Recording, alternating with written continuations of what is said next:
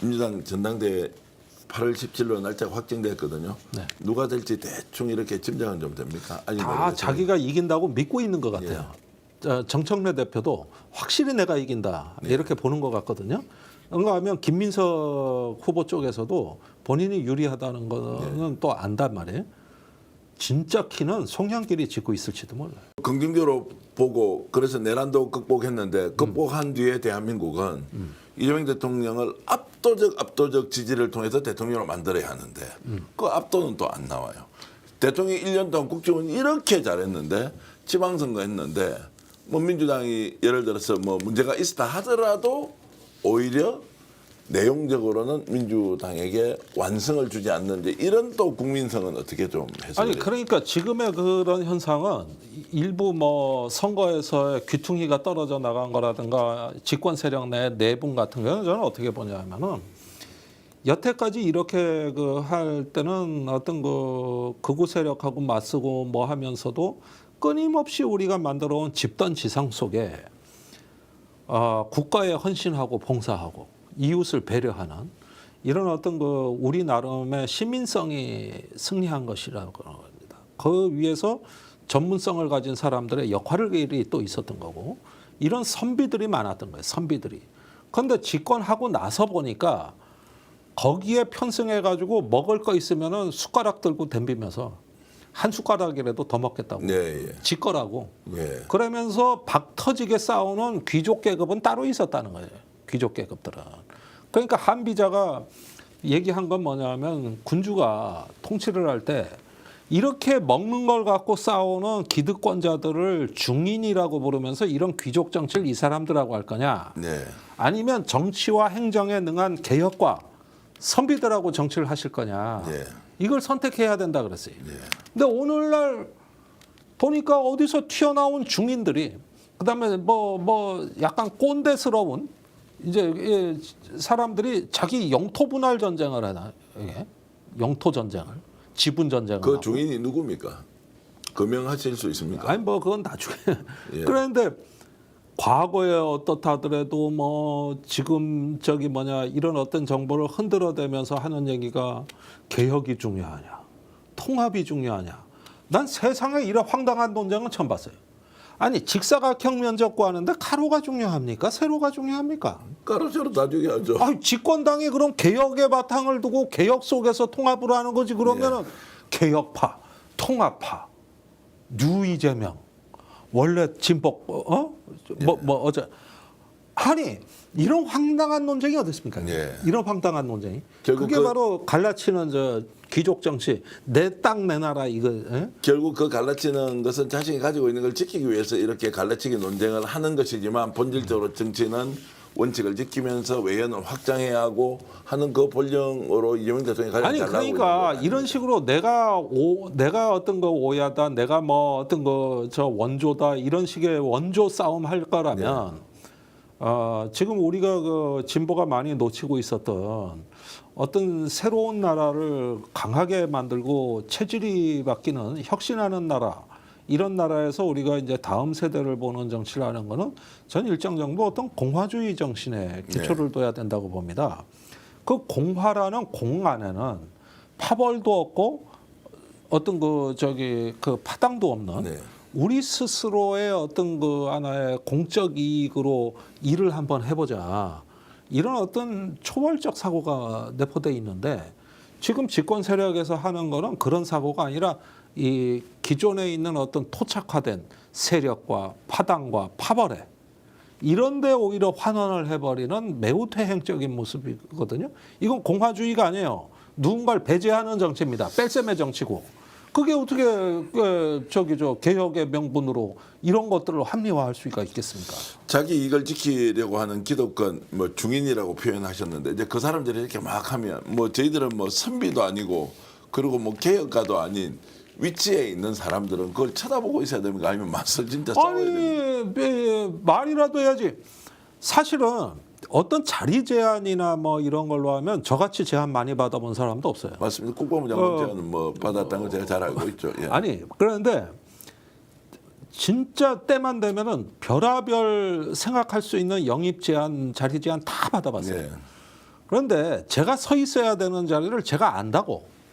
그 다음에 언젠가 적절하게 일을 할 수 있는 날이 오는 거지. 함부로 그렇게 선비는 움직이는 건 아닌 걸로 예, 제가 알고 있고, 그 전에 먼저 해야 될 거는 이렇게 여러 정당도 있고, 저야 진보 정당 소속이지만 그렇다 해도 다른 정당이라도 우리가 이런 공화적 정신이라든가 새로운 시대로 나간다 그러면은 누구라도 다 품어들이고 싶은 거죠.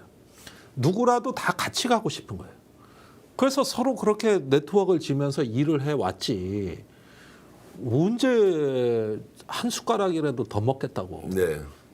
저거는 저기 뭐 친명이다, 뭐 어쩌다 류재명이다, 친청이다 이런 식으로 하면서 사람들 사이에서 그 이간질하고 뒤로 우리 세력 하나라도 더 먹는.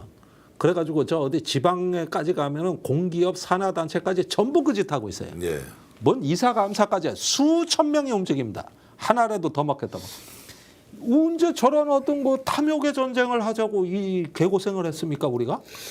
자, 그래서 지금 이제 현상들은 매우 불편한데 이런 싸움 갈등이. 근데 단기간 내에 해소는 되겠습니까? 이재명 해소는 대통령이 되죠. 이재명 뭐. 대통령이 분명한 원칙 방향을 갖고 있기 때문에 이거는 지금 일시적으로 이렇게 막 다툼이다라고 보고 조만간에 해결이 되어서 다시 집권 여당과 그리고 이재명 정부와 이재명 대통령이 이제 원팀이 되어서 국정 운영에 매진할 것이다 이렇게 보면 되겠습니까? 아니면 갈등이 네, 좀 근데, 구조적으로 지속됩니까? 예, 이제 집권이기에는 좀 이런 용기를 내야 되는데 그 통합의 정치를 얘기하잖아요. 네. 한국 사회에서 정치에서 통합을 도모하는 방법은 하나밖에 없습니다. 연합과 연정의 정치를 하는 거예요. 맞습니다. 그런데 연합과 연정의 플랫폼을 안 만들어 놓고 입으로 통합을 얘기하면 누가 그걸 통합이라고 믿겠습니까? 그럼 연합과 연정은 어떻게 하는 거예요? 선거개혁하고 정치개혁하는 겁니다. 네. 더 나가선 개헌하고. 아니 이것처럼 더 큰 통합이 있습니까? 그게 바로 통합입니다. 네. 근데 이 통합은 아무도 안 해. 네. 그러면 무슨 통합을 하자는 거야? 개혁의 후퇴로 비치는 거예요. 그러니까 진짜 통합을 하시면 된다. 그 시점은 언제입니까? 다음 총선 때 이제부터죠. 이제 지금부터. 지방선거 끝났으니까 네. 당분간 선거가 없어요. 이때는 이제 장기적 안목의 대국 정치를 할 수 있는 타이밍인데, 근데 옛날에 문재인 대통령도 그러고 분명히 대통령 되기 전에는 다 한다 그랬는데 막상 하고 나면은 껌껌먹은 소식이고. 그런데 그런 게 아니라 말 그대로 통합을 한다면 우리가 일본 자민당이나 유럽의 삼인당 같이 연합 연정을 할 수 있는 나라로 가 우리도 저렇게 한번 해보자. 이걸로 해서 골고루 여러 사람들한테 다양하게 그 저 정치의 문을 열어주는 거. 아 이게 통합이지. 이거 말고 무슨 통합이 있습니까? 그래서 대통령께서 중도 통합 노선 뭐 보수로 가신다 그러면 난 그것도 이해하고 좋아요. 찬성해. 그러면 비어있는 왼쪽 방은 누가 채울 거예요? 미국에는 버니 샌더스도 있고 맘다니 시장도 있고 해서 중도파가 거기도 대세지만 왼쪽 룸에서 그걸 열어가지고 그런 못다한 과제를 한단 말이에요. 우리 민주당에 무슨 왼쪽 룸이 있습니까? 없어요. 이재명 대통령의 이제 정치 스타일로 보면 이번에 지방선거 이후에 다음 총선 뭐 이런 거 제대로 내세워서 당 대표가 이번 선정이 되지 않습니까? 네. 충분히 그렇게 만들어 가서 아예 다당제 구도가 이제 뭐 정치 체제상으로 통합의 정치, 연대의 정치 가능하다. 이게 국가 발전에 도움 된다. 이렇게 결단을 아니, 그러니까 내리지 않겠습니까? 자, 이기부터는 이제 생각을 바꿔야 되는 게 지금까지 통합은 보수층에 대한 구애였습니다. 예. 그걸 중도 실용이라고 포장한 거예요. 근데 이제 보수층에서는 올 표는 다 왔어요. 저기 안 나오고 안 넘어오는 표는 넘어올 표가 아닙니다. 그러면은 계속 언제까지 통합 얘기를 하고 있을 겁니까? 그거 안 오는 표를 갖다가 네. 결국 대구도 넘어올 뻔했지만 안 넘어갔어요. 그럼 여기까지인 겁니다. 이게 이제 통합의 정치가 했던 우리 민주당식 통합 정치의 한계치예요. 그럼 앞으로 뭐 해야 되느냐? 그런 통합이 아니라 이제는 장기적으로 지금 못한 한계를 넘어서는 그런 어떤 시대가 요구하는 통합, 그거는 이제 연합과 연정의 시대를 여는 것이다. 이런 어떤 통합으로 나아가고 그렇게 해가지고 이제 남아 있는 어떤 그 보수 중도층들도 더 조금 어떤 강하게 견인될 수 있는 하나의 플랫폼을 만들어주되 진보 세력이 소외되면 안 된다. 개혁 세력이. 예. 이 개혁 세력의 룸을 튼튼하게 만들어주는 겁니다. 그럼 이런 얘기 다 할 수 있는 방법이 저기 비례 연정의 어떤 비례성 강화하는 거 말고 무슨 방법이 있습니까? 그게 최고의 방법이지. 더 나가선 개헌하는 거고. 이재명 대통령 뭐 확고한 생각이 있을 것이라고 보고요. 이제 민주당이 또 바뀌어야 하고 뭐 이런 것들은 이제 지방선거 끝났으니까 다음 네. 총선 때 지금부터 이제 준비 제대로 하자 이런 말씀으로 좀 정리하겠습니다. 민주당 전당대회 8월 17일 날짜가 확정됐거든요. 네. 누가 될지 대충 이렇게 짐작은 좀 됩니까? 아직 다 모르겠어요. 자기가 이긴다고 믿고 있는 것 같아요.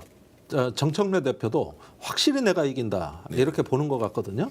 그런가 하면 김민석 후보 쪽에서도 본인이 유리하다는 거는 또 안단 말이에요. 진짜 키는 송영길이 짚고 있을지도 몰라요. 송영길 전 대표도 이제 출마를 결정했습니다. 결정을 원래 이제 망설였는데 망설인데 이제 이런 최종- 판이기 때문에 결정한 거예요. 예, 지금 뭐 당 내에 워낙 지금 복잡한 상황이 있으니까 맞습니다. 세 사람 중에 누가 될 것 같습니까? 잘 모르겠습니까? 저는 약간 김민석 쪽에 주안점은 듭니다. 예. 그러나 뭐 제가 예측한다고 되는 건 아니고 예. 일단은 좀 한국 사회 대통령제에 맞는 선택이 당원들한테 있지 않을까? 그런 생각은 좀 들긴 해요. 결선 누가 올라갈 것 같습니까? 결선 올라가면 이제 이것도 아무래도 뭐 김민석 정청래죠. 정청래고 송영길 후보가 지금 한 이제 여론조사하면 3등인데 지금까지 출마 선언을 안 했기 때문에 한 3등 나왔는데 출마 결심을 했다고 저희들이 단독으로 보도를 했거든요. 그런 이제 출마를 한다고 했을 때는 혹시나 정청래 대표가 밀리고 1등, 2등이 김민석, 송영길 이렇게 결선에 갈 가능성은 없을까? 그거는 조금 더 판을 한번 좀 보고 싶네요. 그런데 지금 민주당 내 분열의 조짐들이 상당히 우려스럽고 거기에다가 지방선거 후유증도 길게 갈 것 같습니다. 생각보다. 그래서 이게 만만하지가 않겠구나. 그러면서 배제 정치로 가는 것이죠. 만약에 정청래 대표가 연임에 성공하지 않습니까? 그럼 이재명 정부 어떻게 됩니까? 글쎄요, 뭐 갑자기 또 정청래 대표가 오늘 아침부터는 뭐 엄청난 이재명 찬양가를 부르던데. 그리고 또 검찰과 관련된 또 뭐 그 보안수사권 폐지는 뭐 불가역적 당론이다 이렇게 이제 하면서 또 얘기를 하더라고요. 그런데 그 뒤에는 또 이제 여러 어떤 그 진보 유튜버들이라든가 농객들이 또 뒷받침을 하고 있는 거기도 거대한 전선이라서 정청래 대표 한 명이 아니라 전체적으로 어우러진 하나의 세력이라고 봐야 되거든요. 그래서 이 어떤 힘의 역학관계는 지금 세력 균형을 이루고 있다. 누구와 특별히 완전히 압도적이지는 않다. 세력 균형 체제다 이렇게 봅니다. 알겠습니다. 오늘 김종대 레이더 조금 길게 했는데 여러분 어떠셨습니까? 지난주에 이어서 오늘 정말로 저는 기가 번쩍 뜨이는 말씀 김종대 의원으로 많이 들었습니다. 여러분들에게도 뼈와 살이 되는 정보가 되길 바라면서 함께 인사드리면서 오늘 방송 모두 마치겠습니다. 김종대 레이더 여러분 고맙습니다. 안녕히 계십시오.